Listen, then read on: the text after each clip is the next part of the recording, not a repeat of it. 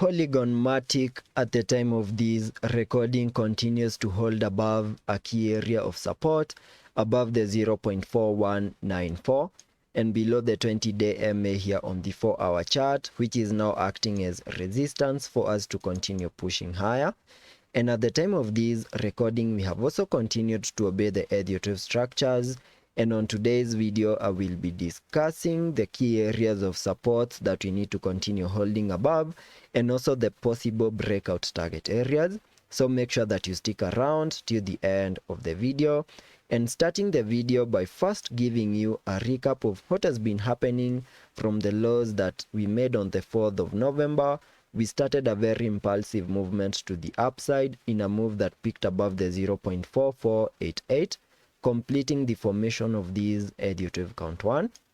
And after we picked in that wave 1, we started a bit of a short-term pullback in the formation of an Elliot wave count 2, whose minimum target areas I have marked on the charts using these red target area, an area that I came up with by connecting the Fibonacci's from the low of the first wave to the high of that wave 1, giving me a minimum pullback target area between the Fib level 0.5 and the 7.8, and that is between the 0.3659 and the 0.3188, an area that we almost fully maximized,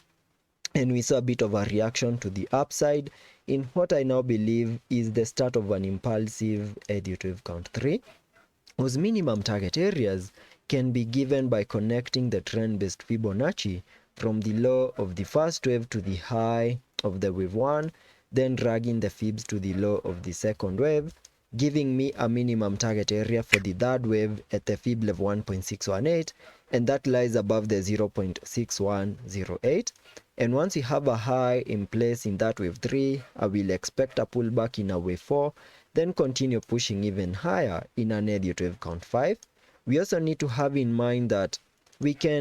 at some point we can lose significant key areas of support, and that means that in the next coming hours, if we lose support above the 0.4194, that will be suggesting a bit of a short-term pullback in the next coming hours, where we can easily see a pullback back into this red target area over here. And as long as we continue holding within the area, there's a chance of a bounce back. And on the worst case scenario, in case we lose this red target area, then I will be expecting further pullbacks into the lows that we made on the 4th of November, giving us a reset of that significant low below the 0.2853. And if by any chance we lose the 0.2853, then I will be expecting a more aggressive pullback to the lower side, where we can easily see new bear market lows here on the Polygon Matic chart before we can start another bounce to the upside. So that is all I'm expecting on the short term and also on the long term, and let's be patient and see how that plays out,